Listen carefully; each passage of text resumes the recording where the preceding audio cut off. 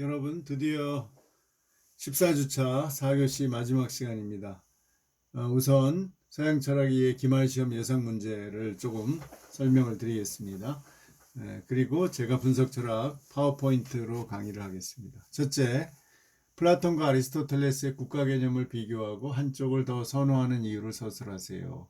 플라톤은 한마디로 그 국가론에 나오는 이상국가론이죠. 이데아에 따라서 국가를 만드는 거고, 그러면 이제 계급 구조가 생길 수밖에 없죠. 이데아를 가장 잘 아는 철학자들이 통치해야 된다. 자기의 군인과 또 이렇게 농민이라든지 이렇게 딱 신분이 딱 정해지는 거죠. 그게 이상국가라고 하는데, 아리스토텔레스는 아테네를 모델로 해서 민주적인 법치국가를 생각을 했죠. 그래서 플라톤도 나중에 노모이라는 책에서 그 철학자도 잘못될 수 있기 때문에 법에 근거한 국가로 가야 된다, 통치로 가야 된다고 어느 정도 이제 약간 중간 아리스토텔레 쪽으로 인정을 했죠. 이런 이제 양쪽 어떤 가장 그 뛰어난 또는 지혜롭고 덕이 있는 사람들에 의한 어떤 그런 통치와 그런 이쪽의 권위주의 통치죠. 법에 의한 민주적 통치 둘 사이에서 여러분의 입장을 서술하라는 겁니다. 2번 스토아 에피쿠로스 철학의 차이를 설명하고 선호하는 여러분이 선호하는 철학의 이유를 서술하라는 거죠. 스토아는 뭐예요? 아파테이아, 감정에 휘둘리지 않고 우주의 질서를 따라서 살아가는 거죠. 그 자기의 어떤 신분의 어떤 그런 책임감, 덕 이런 걸 추구하는 거고요. 에피쿠로스는 역시 다 유물론이지만 쾌락을 추구한데 더 만족감을 높이는, 그래서 오히려 절제하는 그런 철학을 추구했죠. 그러나 이제 정치적으로 참여하지 않고 조용히 공동체를 이루어 사는 그런 삶을 선호했습니다. 그 두 가지 중에서 내가 어느 쪽을 더 선호하는지 두 가지를 설명하고 내 입장을 얘기해 보세요. 3번, 데카르트는 나는 생각한다, 그러므로 존재한다는 명제를 어떻게 논리적으로 추론했는지 한번 과정을 서술해 보세요. 우리가 많이 한번 우리 강의 안에 나오죠. 키에르케고르가 또 비판도 했죠. 왜 내가 존재하기 때문에 생각하는데, 이제 데카르트는 뒤집어서 생각하기 때문에, 생각의 확실성 때문에 존재한다는 게 인정된다, 이런 논리를 폈는지 한번 논리적으로 설명해 보세요. 4번, 공리주의는 18세기 영국에서 왜 급진적인 사상이었으며 오늘날의 관점에서 한계는 무엇이었나요? 18세기 영국에서는 자유주의가 기본이었죠. 모든 개인이 자유를 갖고 특히 소유의 권한, 자유가 중요했죠. 남의 것은 절대로 빼앗으면 안 되고, 국가는 그 질서만, 개인의 사유재산과 또 개인의 권리만을 보장하는 체제가 국가였어요. 그런데 이제 빈부격차를 해결할 수 없으니까 공리주의가 나와서 그 범위를 모든 사람에게 해당하게 하자. 최대 다수의 최대 행복, 벤담의 얘기를 했죠. 그게 그런 점에서 급진적이죠. 가난한 사람들도 포함해서 모든 사람이 그 혜택을 받도록 하자는 거죠. 근데 왜 그게 오늘날 비판을 받나요? 문제는 이제 집단 간에 결국은 모든 사람이 다 행복하다는 게 실제로 이루어지기 어렵기 때문에 그런 한계를 지적을 받는 거죠. 그 내용을 이제 책이랑 강의안을 보시고 쓰면 됩니다. 5번, 해겔이 왜 프랑스 혁명과 나폴레옹에 열광했고 이 자유평등 형제 또는 박애의 혁명이 왜 국가에서 완성된다고 믿었는가? 그러니까 해겔은 기본적으로 프랑스 혁명이 자유와 평등 아닙니까? 나폴레옹은 그 정신, 어떤 절대 이성을 대변하는 어떤 역사적 인물이고, 그런 점에서 열광했는데, 그런데 이제 프랑스 혁명이 좀 급진적으로 나가면서 실망도 했죠. 그러나 결국은 이러한 자유의 혁명이 국가에서 완성된다고 믿었죠. 왜냐하면 국가가 최종 형태이기 때문에 절대 정신이 나타나는, 그리고 국가라는 것은 개인의 자유가 인정되는 국가일 수밖에 없다고 봤죠. 그런 점에서 관념론이죠. 이 현실보다는 이상적인 어떤 질서, 개념을 중시한 거죠. 마르크스는 19세기 자본주의의 능력과 좀 내려가서요. 예. 마르크스는 19세기 자본주의 능력과 문제가 뭐라고 생각했죠? 자본주의가 생산력을 엄청나게 확장한 것은 크게 인정했죠. 그러나 그 때문에 기본적으로 사유재산 제도에 의존하기 때문에 이 사유재산의 격차가 커질 수밖에 없고, 또 자본주의가 이런 독점으로 가면서 결국은 구매력의 저하 때문에 가난한 사람이 많아지면서 결국은 위기에 빠지고 독점 자본주의로 간다는 거죠. 그래서 이제 그 위기를 벗어날 수가 없다는 거죠. 그래서 경제 사이클이 계속 순환이 되면서, 그래서 결국은 이 사유재산 자체를 폐지하고 사회주의를 가서 마지막엔 공산주의 사회, 모두가 같이 소유하면서 자기가 필요한 만큼 쓰고 능력만큼 일하고, 이런 사회가 올 거라고 예언을 했죠. 이제 아직 이루어지지 않았고 그렇게 되기도 쉽진 않죠. 하여간 이러한 이제 자본주의를 어떻게 평가했는지, 또 자본주의를 어떻게 비판했는지 얘기하는 겁니다. 7번, 니체가 자유주의, 사회주의, 기독교를 싫어하고 비판한 이유가 뭐죠? 자유주의는 그냥 무조건적인 개인의 어떤 자유와 권한과 소유권 이런 것만 주장하면 안 된다는 거죠. 그 개인의 자유는 다른 사람이 그걸 인정 안 하면은 없어질 수도 있다는 거죠. 더 강한 사람이. 그다음에 사회주의는 모든 사람에게 평등하게 나누어져야겠다는 생각은 더더욱 잘못된 거죠. 왜냐하면 인간은 차이가 있기 때문에 강자와 약자의 차이가 있고, 강자가 약자를 지배하거나 또는 강자가 모든 강자의 욕심대로 해도 할 수 없다는 거죠. 그게 원래 우주의 질서라는 거죠. 기독교도 신은 없는데 신이 있다고 하고 그 신에게 인간들이 다 복종해야 된다, 그렇게 가르치기 때문에 잘못됐다는 거죠. 그래서 그 가축윤리라고도 하고 아주 비판을 심하게 했죠. 이런 하여간 니체는 초인적인 영웅주의 아니면 다 비판을 했습니다. 그러니까 이 인간의 그 내면에 있는 의지력, 이것을 최대한으로 발휘해서, 그것이 다름 아닌 이제 생명력이죠. 지성뿐만 아니라 모든 어떤 체력이라든지 정서적인 힘, 상상력, 모든 걸 포함해서 그것을 발휘해서 강하게 되는 것이 가장 좋은 것이라고 봤죠. 그 다음에 8번, 모든 문장은 검증할 수 있을 때만 의미가 있다는 논리실증주의와 검증 가능성 개념. 그러니까 모든 것은 경험적으로, 검증이라는 건 경험적으로 확인하는 거예요. 어떤 명제가 있어요.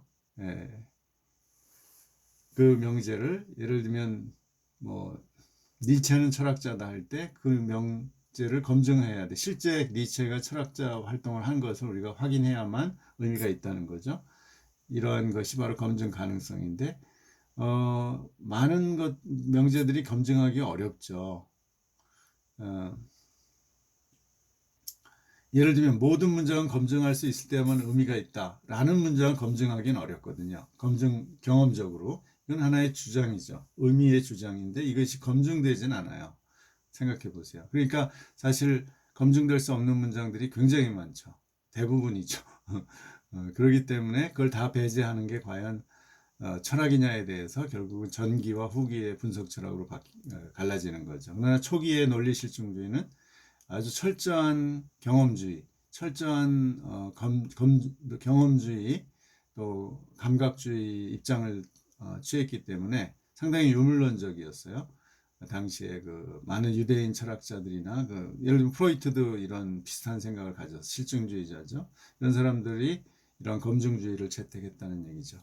예, 여기까지 5문제가 나오니까 여러분 22일 날 아침 7시 기대하시고 5문제 시험 문제만 답을 모아가지고 과제에 제출하면 됩니다. 22일 하루 동안.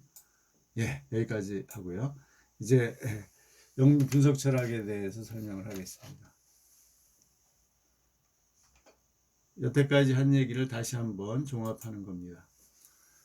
예. 예, 논리실증주의라는 20세기 한 20세기 초반에 나타났죠. 프로이트하고 비슷한 시대에 나타났어요. 그 당시에 유대인 학자들이 비엔나 대학의 한 4분의 1을 차지했어요. 비엔나의 인구의 한 5%밖에 안 되는데도 그 굉장한 지적인 능력을 보여줬죠. 그 사람들은 열심히 공부할 뿐만 아니라 과거의 전통에 매이지 않기 때문에 새로운 학문들을 많이 개척해냈죠. 그들이 이 논리실증주의와 정신분석학이 대표적인 케이스입니다. 자, 논리실증주의의 선구자는 그러나 이제 논리실증주의가 갑자기 생겨난 건 아니고 그 앞에 앞선 사람들이 있는 거죠. 이제 크게 말해서 이 모든 철학, 뭐 과학 철학, 분석 철학, 이제 이런 논리실증주의 이런 걸 다 분석 철학이라고 하는데요. 오늘날 영국과 미국의 주도적인 철학이 분석 철학이죠. 애널리틱 필로소피에서 이것은 언어와 논리의 의미와 한계를 분석하는 거죠. 어디까지 언어가 의미가 있고 그 논리가 옳고 그른지를 따지는 겁니다. 주로 언어 분석을 하는 겁니다. 논리적으로. 자, 그래서 강아지가 개념적으로 인식할까요? 강아지에도 이 개념을 만들어내는 오성이 있느냐 이런 거죠. 애매하죠. 이건 웃자고 만든 거고요. 자, 먼저 현대 기호 논리학의 아버지이자 분석 철학의 선구자인 프레게, 독일의 프레게는 이 사람은 수학자이면서 논리학자인데요. 젊었을 때와 나이 들어서 모습이죠. 아주 고지식한 학자죠. 전형적인 독일 철학자, 독일 학자죠. 프레게의 의미론이 이 사람은 이제 진과 베도이퉁을 구별했는데 이게 중요해요. 분석 철학에서 사물의 의미는 베도이퉁이라고 하는데 이것을 미닝이라고 하죠. 센스와 미닝이라고 이렇게 영어로 번역하는데 이것은 하나예요. 사물의 의미. 그러나 표현은 여러 가지일 수 있다는 거죠. 센스는 예를 들면 금성이라는 별을 표현하는데 금성, 샛별, 저녁별 이렇게 이제 독일에서는 말한다는 거예요. 비너스, 모르겐슈타인, 아벤투슈타인. 모르겐은 아침별이고 아벤트는 저녁별이라는 거예요. 이렇게 같은 어떤 사실을 세 가지 언어로 개념으로 표현할 수 있죠. 이걸 구별했어요. 프레게가. 그는 언어 표현을 통해 개인들이 갖는 관념을 심리적이고 주관적이지만 그 표현이 갖는 사고 내용, 즉 이 베도이퉁 사물의 의미는 같다, 객관적이다라고 주장했죠. 분석 철학은 요거를 중시하는 겁니다. 사고 내용, 객관적인 사고 내용, 그것이 베도이퉁 언어가 가리키는 그 사물의 의미입니다. 이 사고 내용 또는 사물의 의미의 진리치는 현실 사물과 독립적이고 비실제적인 추상적 실제다. 그래서 이 의미가 있다는 거죠. 이것을 의미론적 플라톤주의라고 합니다. 그리고 이 사람은 형식 논리학의 아리스토텔레스가 만든 형식 논리학을 기초로 해서 기호 논리학을 만들었는데요. 형식 논리학은 세 가지 원리를 가지고 있죠. 동일률, A는 A다. 모순율, A는 not A가 아니다. 그 다음에 배중률, 이 둘 중에 둘 다 가질 수는 없고 둘 중에 하나를 선택해야 된다는 거죠. A는 A거나 A가 아닌 것이 아니다. 이게 우리가 가지고 있는 형식 논리예요. 나는 사람이다, 사람은 죽는다, 나는 죽는다. 이런 결론을 맺을 수밖에 없는 거죠. 이게 우리가 논리적이라는 사고의 기본 형식이고 이걸 벗어나면은 논리가 없으면 막 모든 것이 혼란스러워지는 거죠. 그래서 이 형식 논리학을 이제 기호 논리로 바꾼 거예요. 프레게의 공헌은. 수학 기호로 바꿀 수 있는 논리학을 만들어서 정확히 계산할 수 있고 아주 복잡한 언어도 할 수 있어요. 그래서 예를 들면 이런 거지. 현재 프랑스 왕은 대머리이다. 이건 러셀의 표현인데 이 명제를 이렇게 바꾸는 겁니다. 이 바꾸는 방식을 이제 곧 설명하겠습니다. 이렇게 거꾸로 된 EX는 X가 존재한다. 적어도 하나의 X가 존재한다는 말을 이렇게 간단하게 기호로 만들고요. 거꾸로 된 A의 X는 모든 X에 대하여. 그렇죠? 그러면 거꾸로 된 AX, EX 그러면 모든 X에 대해 X가 존재한다. 모든 경우에 X가 존재한다라는 말이죠. 그다음에 여기 거꾸로 된 X, FX는 모든 X가 F를 만족한다라는 거예요. 그다음에 P이면 Q이다. 이것이 P는 Q가 되기 위해서 충분 조건이라고 그래요. 그러니까 P면 반드시 Q가 되는 겁니다. 그러나 반대로 이렇게 Q이면 P이다 이런 거죠. 여기서 P는 Q이기 위한 필요 조건이라고 해요. 필수적이긴 해요. P가.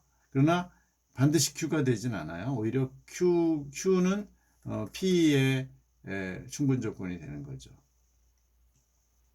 거꾸로 되는 거죠. 그래서 충분하냐? 단지 필요하냐? 단지 P이면 Q이냐? 꼭 필요하긴 하지만 충분하지 않을 수 있는 거죠. 그래서 필요 충분 조건이 돼야 똑같이 되는 겁니다. 이런 논리적 개념들을 이제 수학에서 가져와서 논리에서 설명을 하는 거죠. 이런 식으로 if라는 거죠. 이건 IFF는 만일 그 경우에만 필요 충분하다. 그 다음에 이렇게 꺽쇠에다 P이면 꺽쇠 Q다. 그러면 아니다라는 거예요. 이건 이렇게 표시도 물결 표시도 하고요. 꺽쇠도 하고요. P가 아니면 Q가 아니다. F이면 이렇게 O처럼 된 F를 가져가면 모순이 생긴다. A 거꾸로 X에다가 FX 그리고 GX는 이게 이제 이렇게 된 거는 AND란 말이에요. 모든 X는 F와 G를 만족한다. 여기 A and B는 A와 B라는 이걸 연원기호라고 그래요. 그 다음에 A 한 다음에 이렇게 꺽쇠 B는 A이거나 B 선언기호라고 해서 OR을 말해요. 이런 식으로 말의 논리적 관계를 이렇게 기호로 표현하면은 이거를 잘 익숙해지면은 여러분은 익숙해질 필요 없어요. 그런데 굉장히 계산이 편한 거죠. 그래서 현대 분석 철학을 하려면 이런 기호 논리를 알아야 됩니다. 이런 식으로 개개의 모든 자연수 x에 대해 더 큰 수 y가 있다. 그러면 거꾸로 되는 ax, ey에다가 x 보다 y가 크다 이런 모든 x에 대해 x보다 더 큰 y가 존재한다. 이 말을 이렇게 표현하는 겁니다. 또 모든 다른 수 x를 보다 더 큰 자연수가 있다. 이것은 틀린 명제예요. 자연수의 합은 무한함으로 무한보다 더 큰 자연수는 없다는 거죠. 그래서 뭐 예를 들면 EYAX 일 때 y가 x보다 크면 y가 존재하는데 모든 x보다 크다 이런 말이 되는 거죠. 이건 틀렸다는 겁니다. 이런 게 있다는 거를 이해하시면. 자, 그 다음에 두 번째 프레게 다음에 분석 철학에 큰 기여를 한 사람이 러셀입니다. 영국의 러셀. 우리들이 이해할 수 없는 이 사람도 유물론자예요. 이해할 수 있는 모든 명제들은 우리들이 직접 대면한 구성 요소들에 의해서 전적으로 구성한다. 이 사람의 철학을 논리적 원자론이라고 해요. 그러니까 최소한의 개념과 일치하는 사실이 있다는 거죠. 러셀은 언어의 논리적 기능을 명료하게 밝혀내고 언어가 기술하는 세계의 가장 단순하고 경험 가능한 원자적인 근본 구조를 보여줄 수 있다. 이걸 논리적 원자론이라고 해요. 경험과 일치하는 가장 최소의 개념, 언어를 보여줄 수 있다. 그 명제를 보여줄 수 있다는 거죠.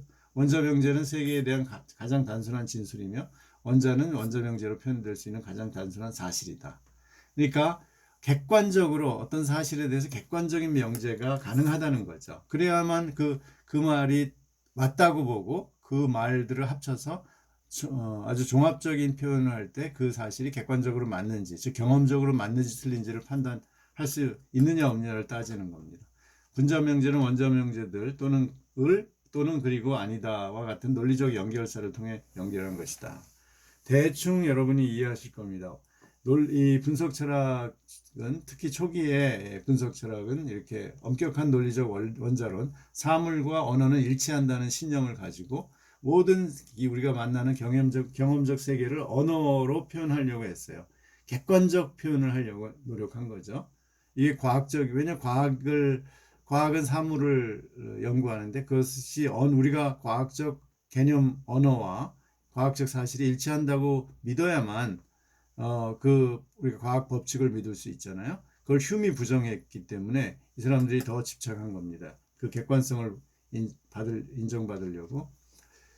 네, 로지 코믹스라는 만화가 있는데 러셀하고 비트겐슈타인의 이야기입니다. 아주 재밌습니다. 저도 봤는데요. 비트겐슈타인입니다. 예. 이 사람도 초기에는 논리 원자론을 가지고 있었어요. 러셀의 영향을 많이 받았죠. 복잡한 명제는 분자 명제의 결합이고 아주 최소한의 명제 문장이 있다는 거죠. 분자 명제는 진리함수적 조작을 통해서 기호 논리를 통해서 원자 명제로부터 구성되고 원자 명제는 그 속에 있는 모든 표현들의 함수인데 원자 명제의 가장 단순하고 궁극적인 선분은 이름, 명사다, 사과, 배, 바나나 등등의 어떤 사물을 표현한 개념이죠. 이 이름은 더 이상 나눌 수 없으며 파괴 불가능한 대상을 가리킨다. 이것이 실제의 가장 단순한 성분이다. 그러니까 사과는 반드시 실제 사과 하나하고 일치한다는 거죠. 이렇게 이 비트겐슈타인은 약간 광기가 있는 사람이죠. 이 사람은 엄청난 오스트리아 철강왕의 막내 아들입니다. 얼마나 부자였는지 누나 둘을 나치들에게 이제 나치 그 수용소로 데려가지 않는 조건으로 독일인하고 오스트리아인하고 혼혈로 호적을 바꿔주면 조건으로 이 비트겐슈타인 그 집안이 가지고 있는 금괴 3.5톤을 나치 그 히틀러에게 줬다 그래요. 그래서 누나 둘이 살아났어요. 비엔나에서 살면서 그 정도로 부자였어요. 그런데 이 사람은 자기 재산을 다 누나들하고 이웃에게 나눠주고 가난하게 철학자로 살았죠. 하여튼 기인이에요. 그런데 이제 그래서 이 비트겐슈타인의 초기 이론은 논리 실증주의와 상당히 비슷합니다. 러셀하고 명제는 사물이 존재하는 방식을 진술하는 그림으로 봐요. 즉 명제는 실제의 그림이다. 그러니까 이 그림하고 실제하고 일치한다는 거예요. 예를 들면 이것은 오리다라는 명제는 이 실제 사실하고 즉 존재론적으로 동일하다. 그래서 이렇게 주장을 했죠. 그런데 이제 이게 문제가 되죠. 과연 우리가 모든 개념이 실제하고 일치하느냐.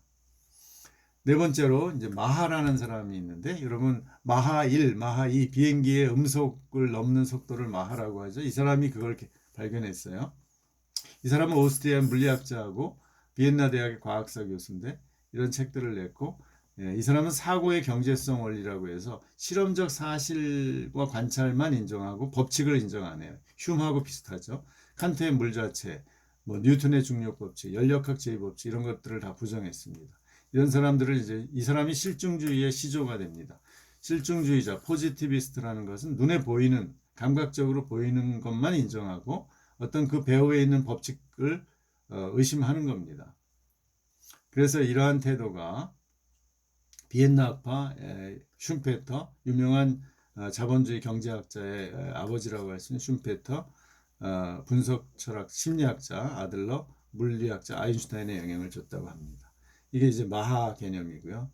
이 음속을 속도로 볼 때 이 마하 1이라고 하죠. 이 사람이 그 마하 개념, 이 음속을 측정하고 그것을 이제 추월하는 그 개념을 만들어낸 거죠.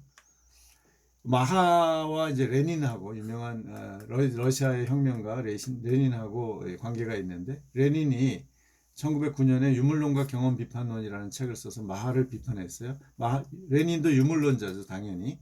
근데 이 사람은 막스주의자이기 때문에 이제 변증법을 좋아해서 이제 그러니까 마하처럼 변증법이나 법칙성을 부정하는 사람을 비판해요. 이 사람은 사적 유물론이라는 그 법칙을 중시하기 때문에 레닌은 외부의 산부 우리의 감각의 총체가 아니라 우리의 감각과는 무관하게 존재한다는 소박실제론의 입장에서 유물론을 주장했습니다. 그러니까 약간 형이상학적이죠. 논리 실증주의가 볼 때는 이 사람은 우리의 감각과 무관하게 어떤 사물의 전체가 있다고 보는 거예요. 이 논리 실증주의자는 없다고 보는 거예요. 우리가 발견하는 개개의 산물만 있다는 거고요. 이 사람은 아니다.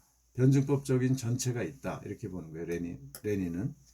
같은 유물론자라도. 자, 드디어 논리 실증주의에 대해서 얘기합니다. 이것을 영어로 로지컬 포지티비즘이래요. 이건 논리와 포지티비즘, 이 경험을 합친 주장이에요. 그래서 프레게, 러셀, 비트겐슈타인의 영향 아래 빈대학 철학과의 모리츠 슐릭이라는 이 사람이 이제 교수가 됐어요. 그래서 이 사람을 중심으로 해서 젊은 교수들과 강사들, 카르납, 노이라트, 라이헨바, 포퍼, 후에 유명한 분석 철학의 대가들이 되었죠. 이 사람들이 에른스트 마하 연맹, 마하를 따르는 사람들이에요. 연맹을 발전시켜서 이제 학파가 된 거죠. 이 이 사람들은 정합성, 즉 논리적인 경험주의를 추구했어요. 이게 이제 논리 실증주의라는 겁니다. 철학은 모든 언어의 논리성과 실증성을 점검하는 작업이다. 이렇게 정의했어요. 예. 언어가 논리적인지 아닌지, 그래서 비논리적인 건 버리는 거죠. 실증적이지 아닌지, 즉 경험적으로 확인할 수 있는지 없는지만 따지는 거예요. 그래서 그렇지 않은 건 다 버리는 게 논리 실증주의입니다. 그러니까 오늘날 과학 철학을 만든 사람들이 논리 실증주의자입니다. 슐릭이 1936년 이제 오스트리아에서 친나치 학생에게 권총으로 살해당하면서 이게 해체되고 이 사람들은 다 영국이나 미국으로 망명을 가게 됩니다. 이 사람들이고요. 오스트리아에서 비엔나에서 모였던 논리 실증주의자들이고요. 네, 이 2014년에 비엔나시가 자신이 논리 실증주의자들을 기념해서 철학자들을 기념해서 이 포스터를 만들었는데 기념 축제를 열었는데 이 사람이 슐릭이고요. 이 사람이 괴델이에요. 수학자. 괴델의 공리, 불안정성 공리를 제시한. 그다음에 이 사람이 젊을 때 비트겐슈타인, 이 사람이 포포입니다. 포포가 2차 대전 이후에 영국에 가서 굉장한 영향력을 발휘했죠. 자, 검증주의의 대표는 이제 카르납인데요. 이 논리 실증주의자죠. 검증되거나 반증될 수 있는 명제만 인식적으로 유의미하다. 그래서 형이상학 명제, 절대자가 존재한다, 신이 존재한다, 존재는 선하다, 이런 거는 말도 안 되는 거라는 거죠. 감각 경험에 의해 확인되지 않고 개념이나 명제의 의미를 명확히 주지 못하기 때문에 무의미하다. 이런 건 철학에서 다루지 말자는 거예요. 철학의 임무는 유의미한, 즉 과학적으로 경험적으로 설명 가능한 명제에 대한 논리적 분석이다. 라고 이제 딱 논리 실증주의를 가장 명확하게 규정한 게 루돌프 카르납입니다. 그래서 카르납식의 사고를 한 사람이 유명한 통섭 개념을 사용한 윌슨, 이 사람은 생물학자죠. 미국의. 자, 그러나 논리 실증주의가 무너지기 시작했는데 1930년대 이후에 객관적인 명제로 환원하는 게 한계에 부닥쳐요. 이렇게 우리 모든 언어를 아주 분석해서 경험적 사실과 일치시키려는 게 안 되는 게 많다는 거죠. 그래서 이제 포포가 생각을 다르게 합니다. 오류 불가능한 원초 문장은 불가능하다. 세계에 대한 지식은 역사적으로 확장, 이거는 이제 토마스 쿤 얘기입니다. 나중에 1960년대. 우리가 논리적으로 모든 이론들을 설명할 수는 없다. 역사적으로 발전된 것이다. 이게 과학혁명의 구조에서 얘기하죠. 패러다임 이론이 나오는 겁니다. 세 번째, 유의미한 과학과 무의미한 과학의 구분이 어렵다. 예를 들면 오늘날 뭐 우주에 우리가 발견되지 않은 어떤 다른 차원을 설명하는 게 촉근 이론인데 그거는 증명이 아직 안 되거든요. 그러면 그건 과학 이론에서 버려야 될 것이냐? 이런 게 참 애매하죠. 가설들, 뭐 스티븐 호킹이 말한 뭐 베이비 우주 뭐 이런 것도 다 증명이 안 되는데 과연 무의미하냐? 뭐 예를 들면 아인슈타인의 통일장 이론도 아직 증명이 안 돼요. 그러나 과학적으로 시도할 만한 가치가 있는 게 꽤 많이 있죠. 그래서 이런 비판이 나오죠. 4. 필요한 것은 경험과학과 다른 학문의 구획이다. 즉 과학과 철학이 왜 다르냐를 이제 이 포포가 얘기를 하는 거죠. 철학은 경험되지 않아도 우리가 이 상상력을 발휘해서 가능한 어떤 우리가 경험 직접 하지 못하는 세계를 논리적으로 설명할 것도 철학이라고 해야 된다는 거죠. 5번째, 그 구획 퀴즈는 검증 가능성의 원리는 아니고 보편 법칙은 무한한 사례를 포함함으로 유한한 경험으로 검증할 수 없기 때문에 반증 원리를 제시해요. 어떤 이론이 다 맞는지 모든 사례를 우리가 경험할 수 없기 때문에 틀린 사례를 찾아서 그 이론이 하나라도 나오면 틀린 사례가 그 이론은 틀렸다고 하자. 이게 반증 이론입니다. 포포의 이제 그 검증성의 원리에서 조금 더 발전한 게 반증 원리라고 할 수 있죠. 자, 이제 마지막으로 비트겐슈타인 후기 철학으로 갑니다. 그래서 비트겐슈타인이 이러한 변화들을 다 살펴보고서 고민을 하다가 2차 대전 이후에 다시 케임브리지로 돌아와서 1953년에 강의를 하면서 Philosophical Investigation, 이 철학적 탐구란 책을 씁니다. 이 책이 처음에 논리 철학 논 거고요. 초기 분석 철학을 방향을 제시했죠. 이게 두 번째가 이제 철학적 탐구라고 해서 후기 분석 철학의 방향을 제시한 책입니다. 그러니까 정말 천재적이죠, 이 사람이. 이제 후기의 분석 철학의 기본 입장을 제시를 했어요. 독립적 요소 명제, 원자 명제는로 실제 세계를 설명할 수 없다. 일상 언어는 명확한 규칙에 의해 계산 체계가 아니다. 즉 일상 언어는 이렇게 수학적 논리적으로 다 설명이 안 된다는 거죠. 모든 명제의 의미는 그 언어의 사용에 의해 정해진다. 그래서 언어는 사용될 때 의미가 덧붙여지기도 하고 없어지기도 한다. 그런 거죠. 그래서 수없이 많은 언어의 문법이 존재하고 모든 기호는 홀로 의미를 갖지 않고 오히려 그것이 사용될 때 의미가 부여된다. 일종의 활용론, 실용적인, 실제적으로 사용될 때 의미들이 달라지는 거예요. 같은 단어라도. 우리가 그런 거 많이 느끼죠. 이제 비유, 언어, 은유, 뭐 대유, 은유, 환유, 직유 이런 데서 많이 나타나죠. 그래서 뭐 요즘 그런 말이 사용될 때 지금 생각이 안 나는데 뭐 너는 천재야 할 때 그때 그 어떤 식으로 사용하느냐에 따라 진짜 천재일 수도 있고 바보라는 뜻일 수도 있는 거죠. 그래서 의미의 궁극적 토대는 삶의 형식이다. 이 삶의 이게 일종의 세계관 개념인데요. 삶을 어떻게 우리가 생각하고 구성하느냐에 따라서 의미가 달라지는 거죠. 모든 개념이. 그러니까 불교의 영혼의 개념하고 기독교의 영혼 개념이 다른 거죠. 삶의 방식이 다르니까. 자, 그래서 이 비트겐슈타인의 이후에 이제 영국과 미국의 분석 철학이 달라지는데요. 길버트 라일은 철학이 우리 개념의 복잡한 논리적 지형도를 그려야 된다. 철학은 개념에 대해 분별 있게 말하는 학문이다. 이런 식으로 후퇴를 해요. 분별 있게라고.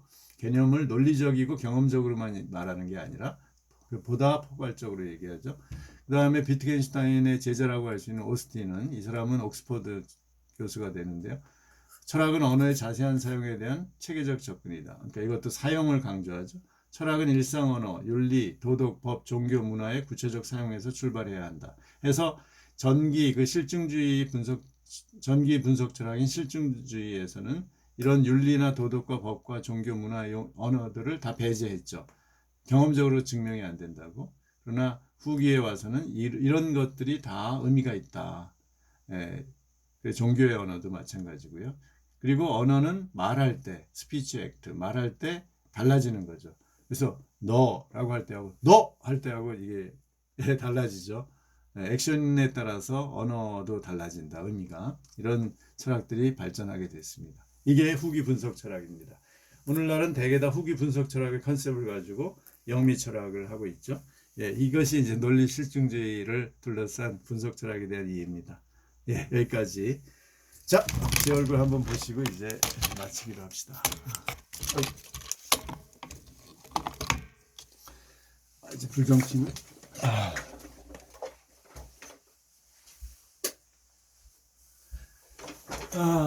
여러분 한 학기 동안 수고 많았어요.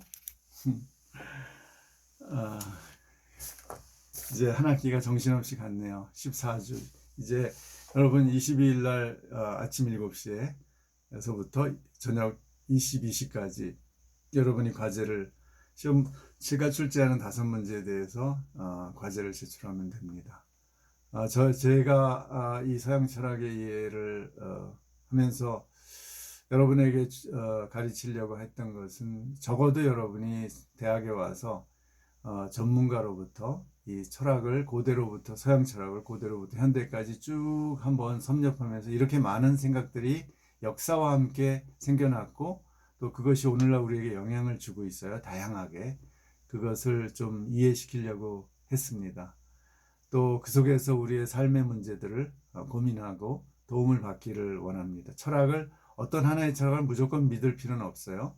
그것을 도구로 사용해서 우리가 진짜 추구하는 삶의 방향, 목적을 추구하는 데 도구로 사용하면 되는 겁니다. 한 학기 동안 수고 많았습니다. 여러분이 질문한 거는 백석톡에 제가 이제 학기 말 전에 다 대답을 하고 올리겠습니다. 한 학기 동안 수고했습니다. 시험 잘 보세요. 감사합니다.